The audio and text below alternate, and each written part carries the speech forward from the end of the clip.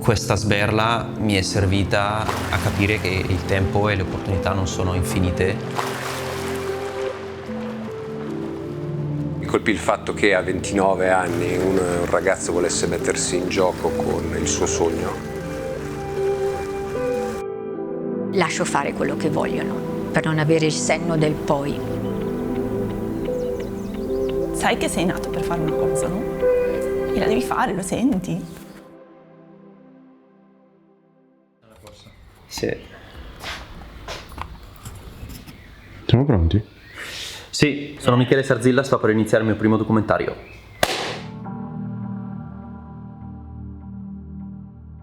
È sempre stato per i 5 anni delle superiori, capoclasse si dice. Sono contenta di quello che è uscito, ecco, nonostante da piccolo fosse un grande terremoto. E quindi avete usato la griglia? Aspetta che pulisco, che sennò poi Giulia si arrabbia che non è pulito.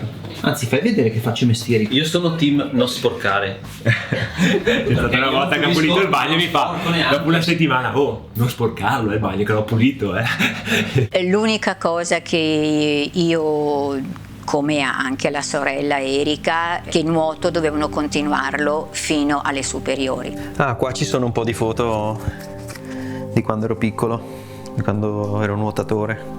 Ho avuto un passato da nuotatore, quindi ho nuotato praticamente per tutta la mia vita, dai 4 anni fino ai 19, appunto l'estate della maturità.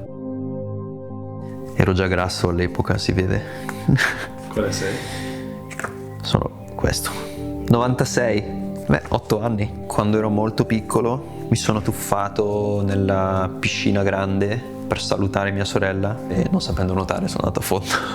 Mi ero allenato e preparato per fare il tempo minimo per i campionati italiani dei 200 run, io ero ranista. Ho mancato il tempo per 2 decimi, tipo. Avevo sacrificato tanto tempo per appunto gli allenamenti e quindi mi ritrovavo senza aver niente in mano.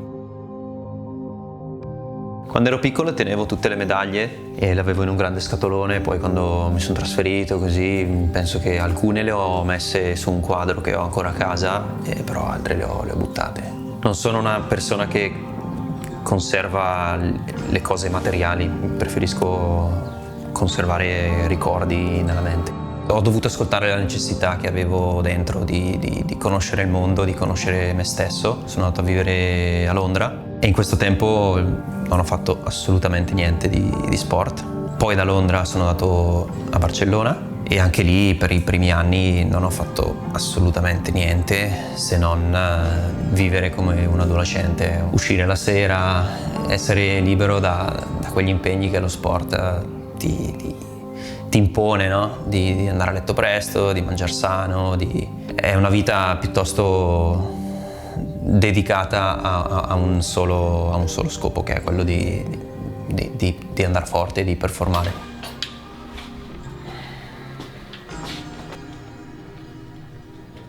Avendo più tempo libero mi sono accorto che mi mancava qualcosa, che era un po' quell'adrenalina che mi dava lo sport. Quindi ho ripreso piano piano a fare triathlon, però avendo un lavoro mi allenavo nei ritagli di tempo. Ho iniziato veramente dal basso.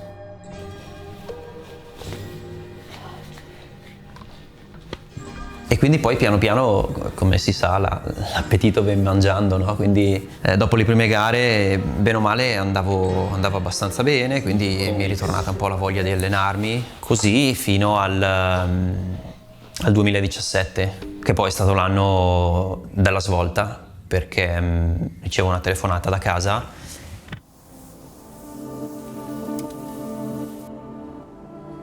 Sapete cosa è successo a papà? Per cui io da allora dico sempre ai ragazzi: fate quello che volete.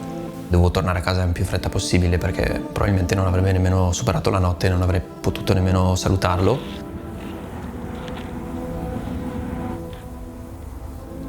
Prima c'era il mutuo della casa, aspettiamo, non facciamo. A inizio 2017 è successo. Quindi niente, io ho fatto le valigie, sono tornato a casa, ho abbandonato la mia vita, la mia città. In realtà noi non controlliamo niente della nostra vita, è la nostra vita che ci controlla. Non controlliamo il tempo, non controlliamo le opportunità che abbiamo, E quindi questa sberla mi è servita a capire che il tempo e le opportunità non sono infinite. Questa è la bici di mio papà e adesso la conservo con tanto amore.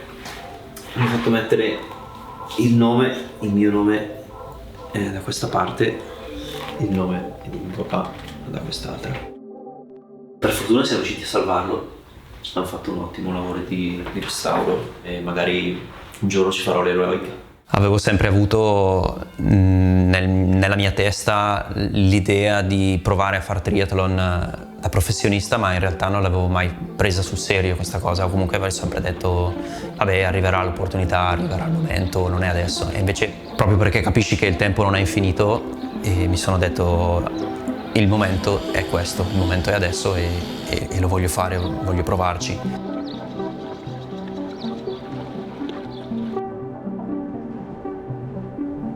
Riuscivo a soffrire, riuscivo a sentire la sofferenza fisica che copriva un po' la sofferenza che c'era nella mia testa per questa situazione. Quando ci sono gli articoli sui giornali, io li leggo a papà. Capisca, non capisca, ma io li leggo. E infatti anche in camera abbiamo appeso tutte le foto dei giornali di Michele.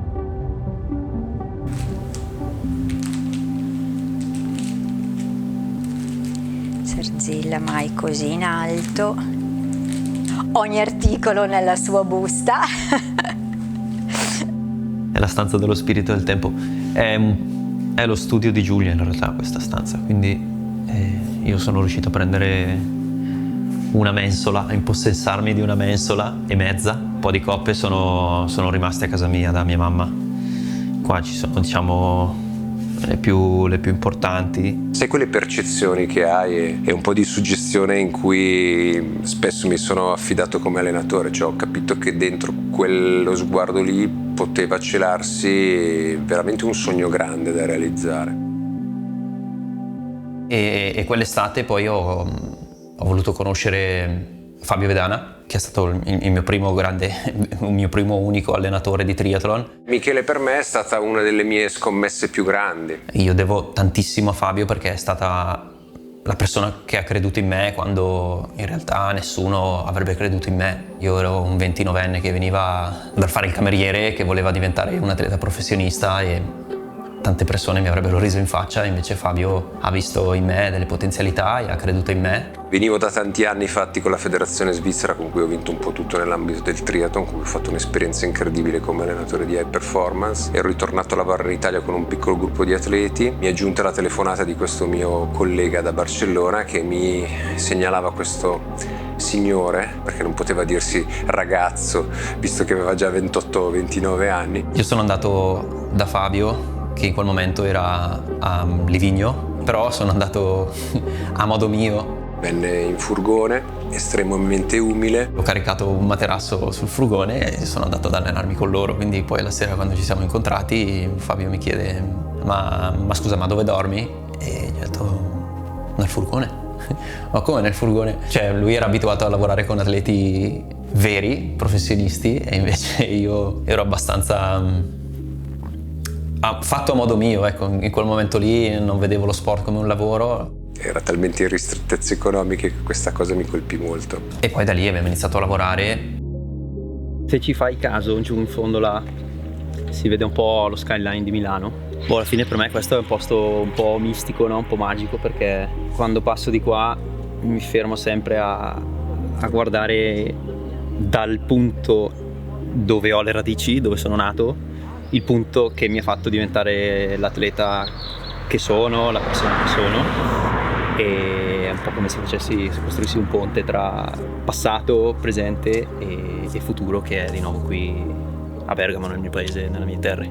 Ho abbandonato una strada sicura per seguirne una che non era per nulla sicura, perché a quell'età lì tanta gente smette di fare sport a livello agonistico e io invece iniziavo. E poi da lì è nato tutto il resto, le prime gare internazionali, i primi titoli nazionali, podi internazionali nel 2022, la chiamata in nazionale nel 2022, la qualifica olimpica, la mancata partecipazione alle Olimpiadi di Parigi del 2024. La cosa che lo manda più in panico è: che cosa faccio se non faccio il triathlon? Sai che sei nato per fare una cosa, no? E la devi fare, lo senti?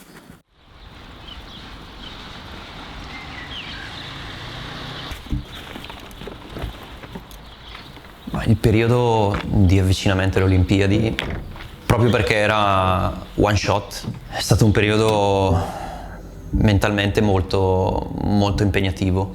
Io mi sono visto scaraventato dentro questo progetto in cui tante persone poi, con il proseguire di questo progetto, mi hanno fatto credere che ci sarei andato alle Olimpiadi. E con l'andare del tempo io ci ho creduto sempre di più, perché tante persone continuavano a ripetermelo, continuavano a dirmi: se vai avanti così vai alle Olimpiadi, ti portiamo a questa gara, fai questa gara, fai questa gara, fai questa gara. E poi alla fine questa cosa, cioè, ti prendono e te la rubano, no? Non è più tua, e lì ti senti nudo, ti senti spogliato. C'è talmente tanta pressione, ti appoggi solo su quella cosa lì che non riesci, la cosa non riesce a stare in piedi, e non riesci a stare in piedi nemmeno tu, perché non hai nient'altro che quello. Passi nel dimenticatoio, vedi le Olimpiadi sul divano di casa. Tu negli ultimi 4 anni hai lavorato con un solo obiettivo nella testa, che è quello di andare alle Olimpiadi, e ogni mattina ti sei svegliato con quell'idea della gara di Parigi, e dall'oggi al domani ti svegli e non hai più quell'obiettivo lì, quindi non sai neanche più chi sei, non sai perché ti svegli, perché ti alleni, che cosa stai facendo. Fare il triatleta definisce chi è Michele Sarzilla. Sì, lui è quello. Sì.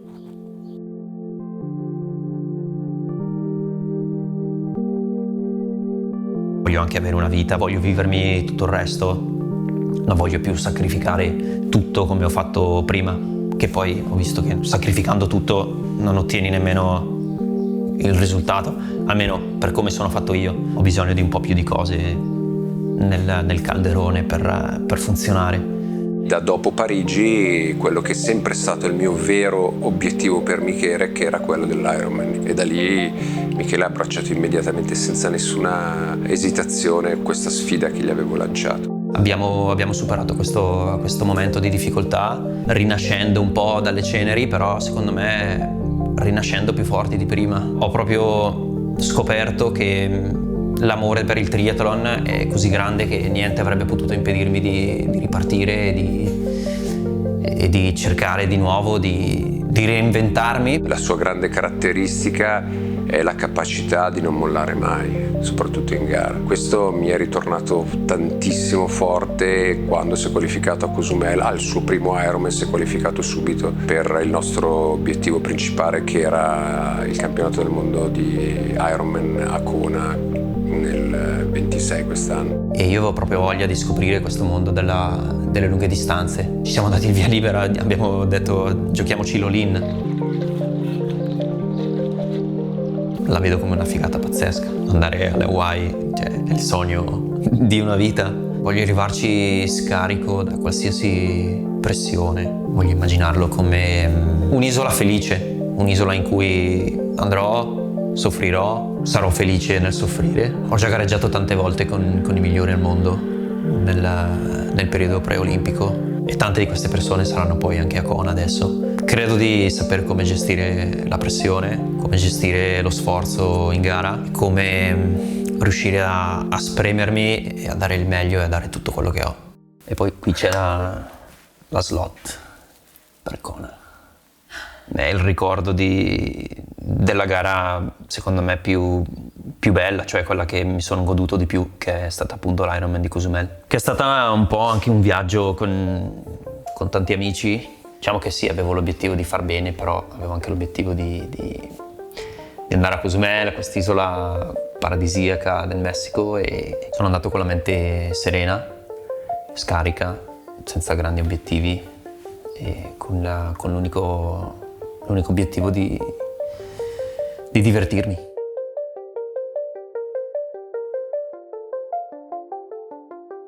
La principale forma di equilibrio nella vita non me la dà lo sport, me la dà... E poi viene tutto il resto. Non potrei essere la persona che sono, non potrei essere lo sportivo che sono senza le persone che ho attorno a me. E magari ci ho messo un po' a impararlo. Negli anni precedenti magari ho pensato di non aver bisogno di certe relazioni, di non aver bisogno di nessuno attorno a me per essere un miglior atleta. Anzi, ho pensato anche che queste relazioni potessero essere un peso, però adesso sono imprescindibili. Probabilmente è riuscito a superare tutta questa cosa qui e andare oltre per se stesso, ma per far capire anche agli altri chi è Michele Sarzillo.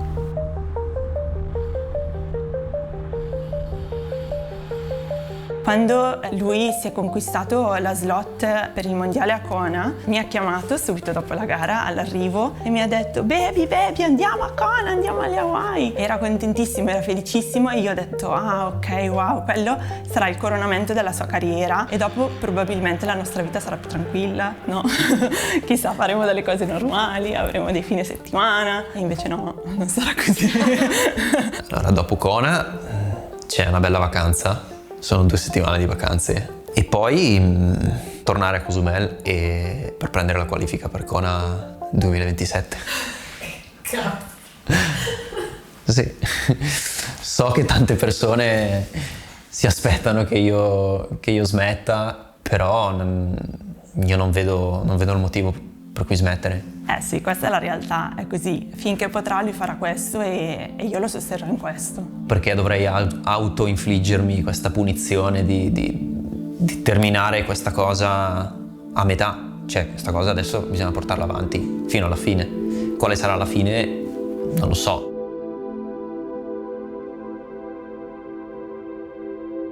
Questa cosa doveva essere l'Olimpiade e adesso per Kona non ce lo può togliere nessuno, quindi ci dobbiamo andare per forza. Sì, mi da piangere.